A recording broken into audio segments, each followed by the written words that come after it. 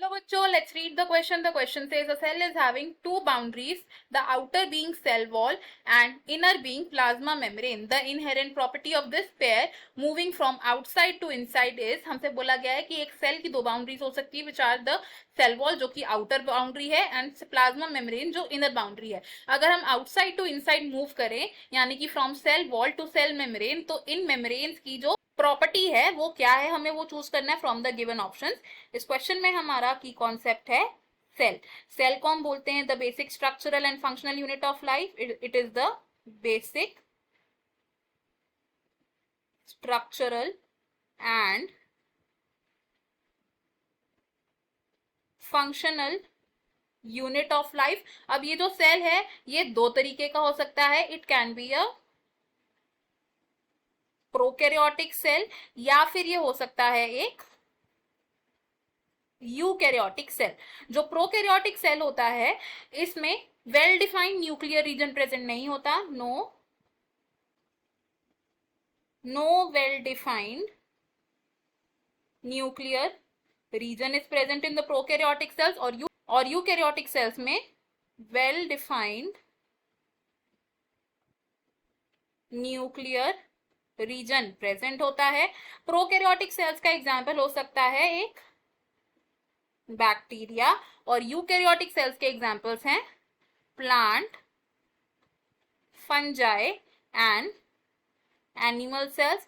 इन cells में से जो एनिमल सेल्स होते हैं they lack cell wall. Animal cells में सेल वॉल प्रेजेंट नहीं होती और बैक्टीरियल सेल्स, फंगल सेल्स और प्लांट सेल्स में सेल वॉल प्रेजेंट होती है. अब इन सेल्स में सेल वॉल अलग अलग मटेरियल कंपोज होती है. सबसे पहले अगर बात करें बैक्टीरिया की तो बैक्टीरियल सेल वॉल बनी होती है बाय पेप्टिडोग्लाइकन. अगर बात करें फंजाई की तो fungal cell wall is composed of chitin. और अगर बात करें प्लांट्स की तो प्लांट सेल वॉल बनी होती है बाय सेल्यूलोज. सेल वॉल होती है द आउटर मोस्ट लेयर जो रिजिडिटी एंड प्रोटेक्शन का काम करती है. और अगर बात करें सेल मेम्ब्रेन की तो सेल मेम्ब्रेन हर सेल में प्रेजेंट होती है and it is composed of lipids and protein. अब property of cell wall and cell membrane को अगर हम कंपेयर करें cell wall and cell membrane जिसे कि हम प्लाज्मा मेम्ब्रेन भी बोलते हैं, तो जो सेल वॉल होती है ये होती है एक यूजुअली अ टफ लेयर और सेल मेम्ब्रेन होती है यूजुअली अ फ्लेक्सिबल लेयर. जो सेल वॉल होती है cell wall rigidity provide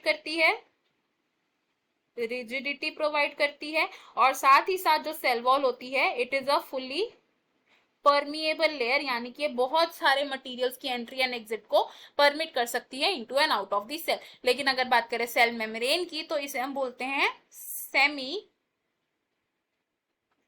permeable layer या फिर सिलेक्टिवली परमिएबल लेयर, क्योंकि ये जो लेयर होती है इट